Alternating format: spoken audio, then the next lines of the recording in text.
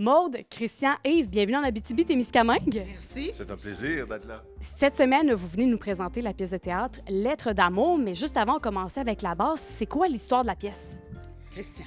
Ben, l'auteur a imaginé deux personnages qui lisent sur scène la correspondance qui se sont écrites pendant toute une vie. Au début de la pièce, ils ont 8 ans, à la fin, plutôt 68.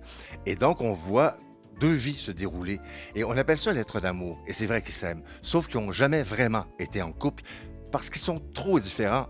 Mais en même temps, ils ne peuvent pas se passer l'un de l'autre parce qu'ils sont trop différents.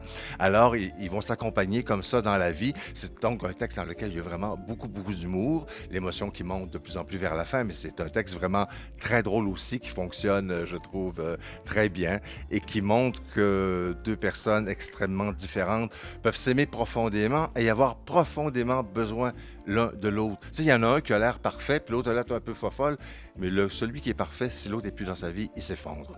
L'avantage de ce texte-là, c'est qu'on n'a pas besoin de l'apprendre parce que l'auteur ne veut pas du tout qu'on le sache par cœur. C'est une correspondance. Il dit « Je veux que les comédiens soient sur scène et ne se regardent jamais. » Alors, on est assis un à côté de l'autre. Nous, on a ajouté plein de petites choses pour faire un peu plus théâtral, pour envelopper, pour mettre ça dans un petit écrin de velours.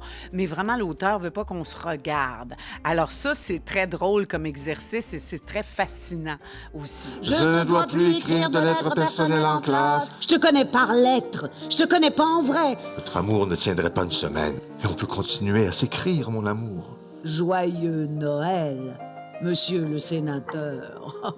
Je compte sur tes lettres, Mélissa. Et on se regarde pas, mais ça fait en sorte qu'on s'écoute en s'il vous plaît, Oui. les trois, parce qu'on est vraiment en communion, les trois ensemble, et on le sent, que l'attention que chacun a à l'autre, là, et ça fait en sorte que le spectacle est différent d'un soir à l'autre. Ouais. Et il y a un apport très important, c'est que l'auteur voulait qu'on soit juste deux acteurs, mais Christian a eu la merveilleuse idée d'inviter Yves Léveillé à mettre en musique cette pièce-là et à mettre beaucoup d'atmosphère. Hein? Yves, c'est quoi ton apport? En fait, j'ai composé un thème principal et puis au début, je fais une espèce de petit medley de chansons connues qui ont pour thème l'amour, finalement. Et puis, pour se mettre un peu en situation. Après ça, la musique, j'improvise. J'ai des choses que j'ai écrites un peu. Alors, c'est un peu le prolongement, disons, de la pensée des personnages. Lettres d'amour, la pièce de théâtre, c'est ce soir à Val-d'Or, demain Rouen-Noranda, jeudi, je me trompe pas, Ville-Marie. Ville-Marie. Puis après ça, à la Sarre. À la Sarre, vous terminez la tournée complète. Oui, on termine la tournée à la Sarre. Abitibienne, parce qu'on va continuer par la suite. Je le sais qu'il y a du hockey en ce moment, puis c'est bien intéressant, mais venez donc nous voir. Ça fait du bien, l'art, ça fait du bien à l'âme.